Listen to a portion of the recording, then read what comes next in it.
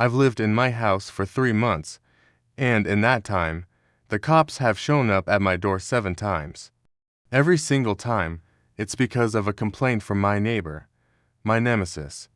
The woman in the pink pantsuit who thinks she's a queen and rules a kingdom that I'm not even a part of. And every time they show up, I have to tell them the same thing. I'm not in their damn HOA. James had always wanted a house with a yard. A place where he could grill on the patio, have friends over, and maybe even set up a small garden. So, when he found the perfect two-story house in a quiet, tree-lined neighborhood just outside of Cincinnati, he didn't hesitate. It was everything he'd ever wanted, a little slice of the American dream. He spent the first few weeks painting walls, unpacking boxes, and humming to himself. Life was good. The trouble started on a Tuesday afternoon. James was assembling a new patio chair when he saw a woman standing at the edge of his driveway. She was a middle-aged woman with a sharp bob haircut, a face that looked like it was permanently set to displeased, and she was wearing a bright pink pantsuit that looked far too formal for a casual Tuesday.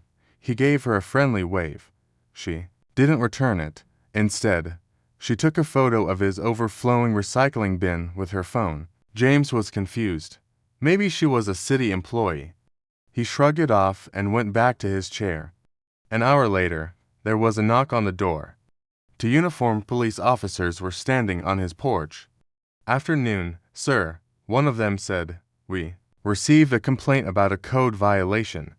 Your recycling bin is overflowing." James blinked. "My recycling bin?" "Yes, sir. It's considered a public nuisance." "Is there a reason it hasn't been put out properly?" the second officer asked. Looking at his clipboard, James was dumbfounded. "I just moved in. I'm still getting everything organized." "And who complained about my recycling bin?" "The complaint was filed by the Highland Crest Homeowners Association," the first officer replied. James's blood ran cold. He had looked at the HOA rules when he was considering the house, but had decided against buying in an HOA-controlled neighborhood. His house was on the edge of the development, and a quick check of the paperwork confirmed it was not part of the association. "Officer, I'm sorry, but there's been a mistake," James said, trying to stay calm. "This house is not in their HOA. You can check the property lines." The officers exchanged glances. "Well, the complaint says you are. It also says you have a car parked on the street in violation of their policy." James sighed. He had 2 cars, and one was parked in front of his house. The other was in the garage. There was nothing in his public records that said he couldn't park on the street. This was all new to him. "Look, I'll move the car," he said, trying to defuse the situation. "But I need to get this sorted out. I'm not in their association." The officer handed him a card. "Give them a call, sir. It'll save us all a lot of trouble." As the squad car pulled away, James saw the woman in the pink pantsuit standing across the street, watching from behind a fence. A faint smirk was on her face. It was just a recycling bin and a car, but James had a sinking feeling this was just the beginning. She knew something he didn't, and he was already caught in a loop he didn't even know existed. His peaceful new life was about to be turned upside down. James's initial confusion quickly turned into cold fury. He was no longer just the new guy who had a run-in with a neighbor. He was a target. Over the next 2 weeks, the police showed up 3 more times. The first complaint was about his new garden gnome.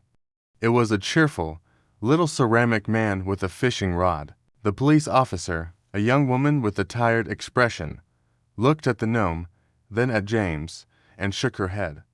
A complaint was filed by the Highland Crest HOA.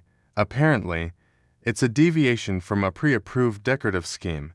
The next call was even more ridiculous. A complaint about his driveway, specifically, a single maple leaf that had fallen from a tree and was sitting near his garage door.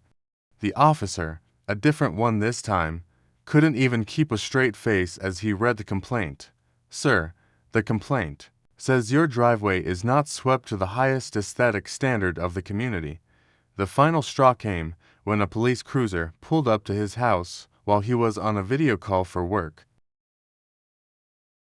His boss was in the middle of a crucial point about a new project when he saw the flashing lights. James had to mute his microphone and go outside. The complaint this time was about his lawn being 1.5 inches too long and being in violation of Article 14, Section 3, Subsection B of the HOA bylaws. James was livid. He showed the officer the deed to his house, the one that clearly stated he was not part of Highland Crest. The officer, a grizzled veteran, simply sighed. "Look, son, we know you're not in the HOA, but she keeps calling. If we don't show up, she complains to the precinct captain. It's a waste of our time, but it's what we have to do." As the officer left, James saw her. Karen, in a new, bright purple pantsuit, was watering her perfect petunias, her face a mask of serene satisfaction. It was a victory dance, that was it. He wasn't going to live like this anymore.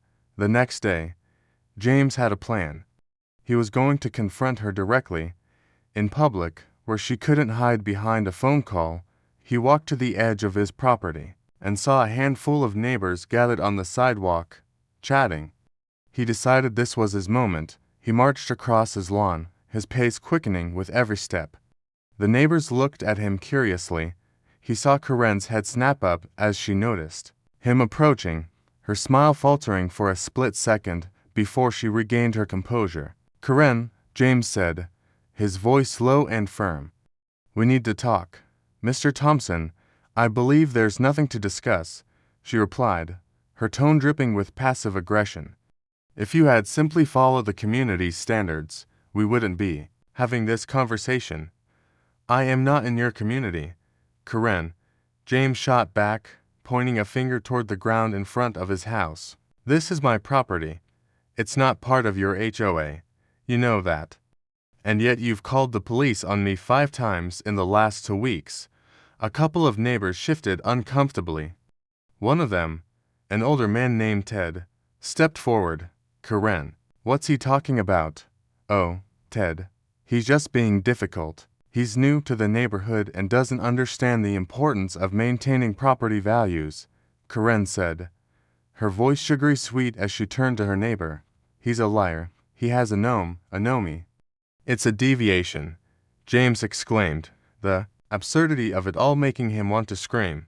"And my car, Ted, the one that was parked on my own street. He's just creating a disturbance," Karen said, her face hardening. "The rules are the rules, but he's not in the HOA." Karen, another neighbor, a woman named Sarah, said, her eyebrows furrowed. "I saw his property lines on the map. His house is not part of Highland Crest." Karen's face flushed. Her composure was cracking.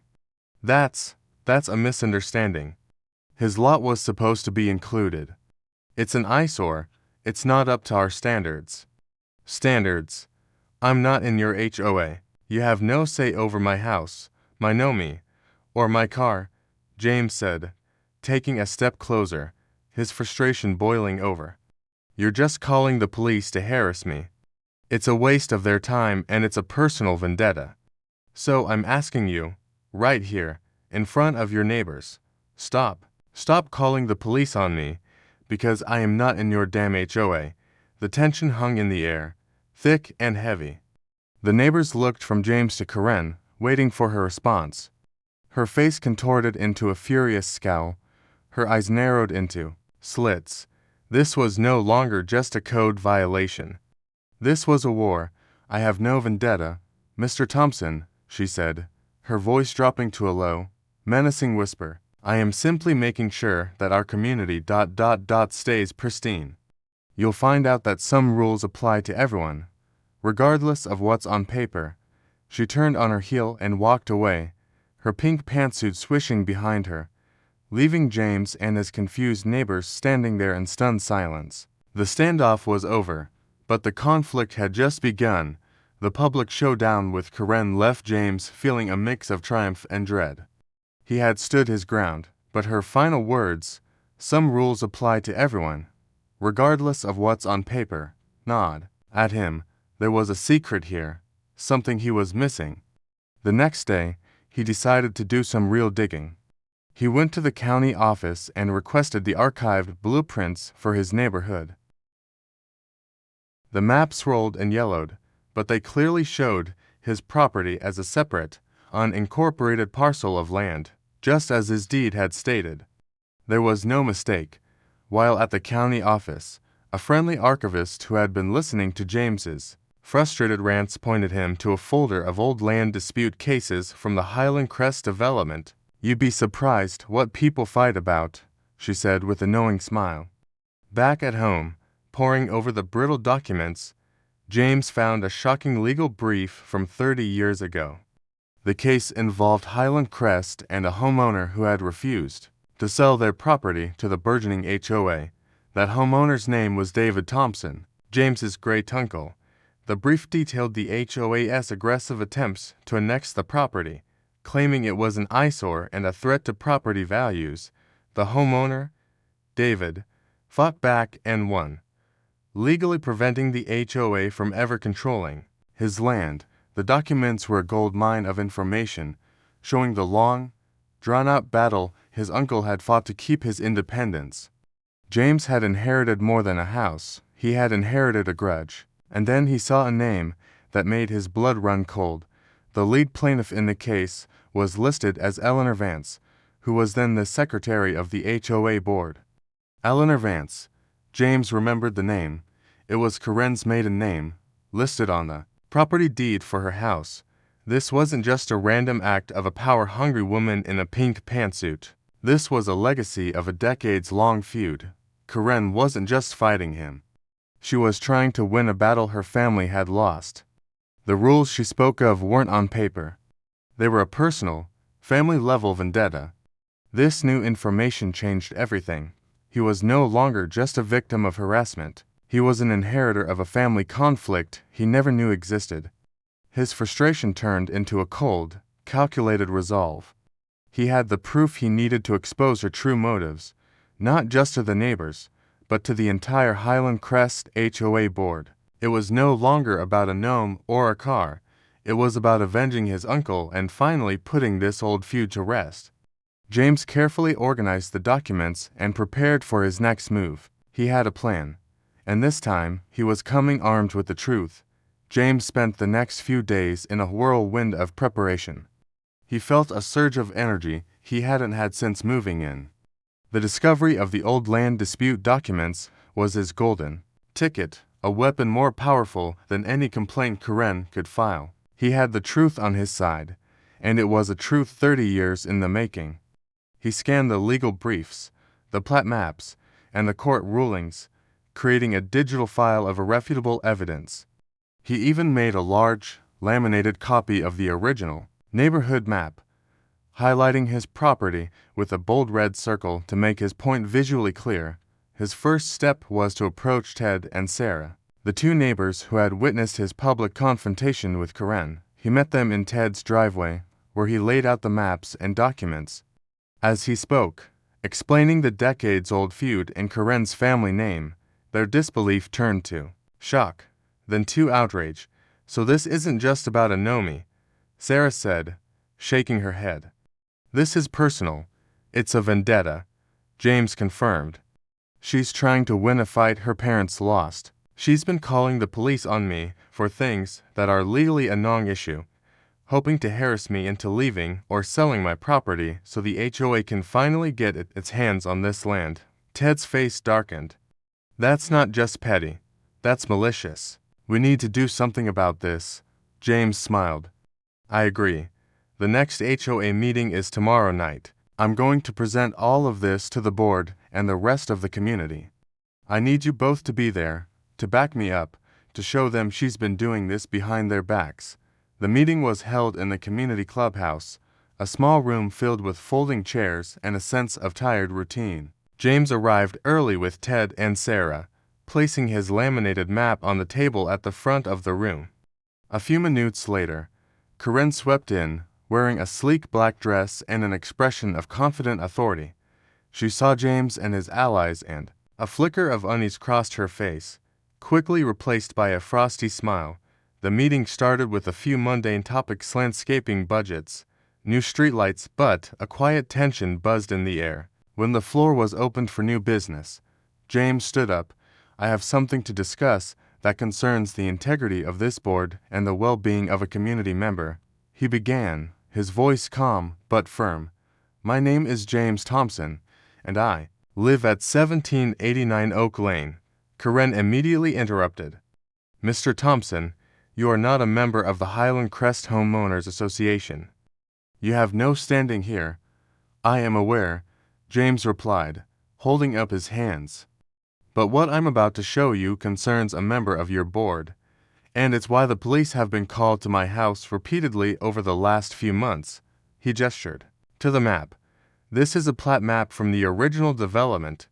As you can see, my property is clearly marked as an independent lot. It was never intended to be part of the HOA." He then passed out copies of the legal briefs. "This is a court document from a case filed 30 years ago. The HOA, then led by a woman named Eleanor Vance, sued my great-uncle, the previous owner of my house, in a failed attempt to force him to join the association." The room erupted into whispers. Faces turned to look at Karen. "Eleanor Vance is my mother," one man exclaimed. Karen, her face pale, stood up. "This is a ridiculous smear campaign. This has nothing to do with me or the board." James calmly slid a document across the table. "This is a property deed. It lists the maiden name of the current HOA board leader, Karen Vance, now Karen Mitchell.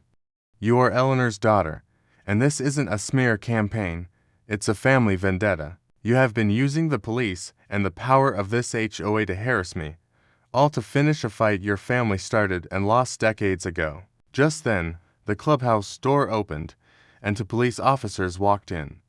One of them, the grizzled veteran who had given James his card, nodded to him with a grim expression. "We received a tip that there was a large disturbance here," the officer said, scanning the room, "and a complaint that a person was misusing a public service to make false claims." The room went silent.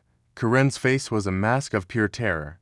She knew this wasn't her call, this was James's.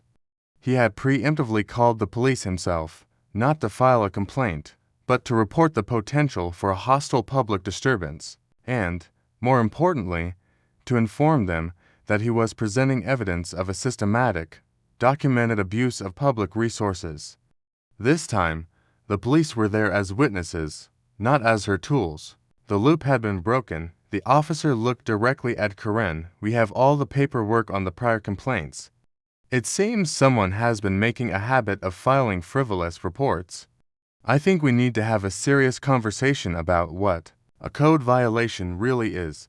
The police officer's sudden arrival and the quiet certainty in their demeanor sent a jolt of raw panic through Karen. Her confident authority, the very thing she had weaponized against James, vanished. As the grizzled veteran officer began to speak, his eyes fixed on her, the hushed whispers in the room turned into a low, angry hum. James stood tall, the laminated map now an icon of his vindication. He repeated his claim, his voice resonating with a calm power. "She's been harassing me for months, filing false police reports, all because of a land dispute that her mother lost 3 decades ago." He held up a copy of the court document, its weight in his hand feeling like a final, decisive blow. Ted and Sarah, now emboldened, spoke up, confirming everything James had told them. The HOA board members, their faces a mix of embarrassment and fury, looked from the documents to Karen. One by one, their expressions soured. The woman in the pink pantsuit, once the proud and unquestionable leader, was now a cornered animal. A motion was made to remove her from her position, and it passed with a unanimous vote. Humiliated and utterly defeated, Karen stormed out of the clubhouse without a word, her grand vision of a pristine community shattered by a single gnome and a forgotten court case. The senior officer approached James, a genuine look of apology on his face. "We're sorry you had to go through this, Mr. Thompson. We'll be closing the file on this matter, and I can assure you, Any future complaints from that address regarding your property will be ignored. James nodded, a sense of profound relief washing over him. He had won. The war was over. He walked home under the setting sun, the peace of his quiet street finally restored. He looked at his little ceramic garden gnome, the source of so much trouble, and smiled. He had a yard and no one was going to stop him from enjoying it. He decided to do something he'd been putting off, planting a new rose bush right near the very edge of his property line, a small, triumphant symbol of his victory. He grabbed a shovel and began to dig. The earth was soft and damp, a stark contrast to the hardened facade of his recent past. But just a few inches down, his shovel hit something solid with a resounding thunk. It wasn't a rock.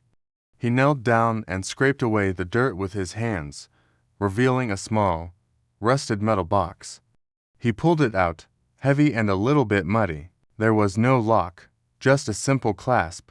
His hands trembling, he popped it open. Inside, nestled on a bed of old newspaper, was a single, dust-covered journal and an intricate, old-fashioned key. The first page of the journal was dated exactly 30 years ago, and the handwriting was his great-uncle David Thompson's. The opening line was a cryptic confession. They didn't just want the land for their HOA, they wanted what was buried underneath it. James's heart pounded in his chest. He frantically turned the pages, reading his uncle's frantic, messy script. The journal detailed a secret that David had kept hidden for decades. An old land surveyor had discovered a network of limestone caves beneath the property, a natural formation so rare and significant that it would have made the land a protected historical landmark. The HOA's founders, led by Eleanor Vance, had wanted to annex the property not to maintain aesthetics, but to quietly cover up the discovery and develop on top of it, increasing the property values and keeping the secret for themselves. His uncle had fought them and won, bearing the last of the maps and the key to the main entrance of the cave network under the old oak tree, a final act of defiance.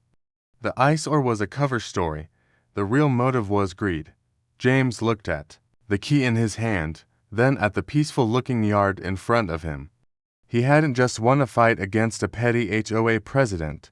He had inherited a buried secret, one that could either bring him an unimaginable legacy or an entirely new, much more dangerous kind of trouble. The war was over, but a new story was just beginning.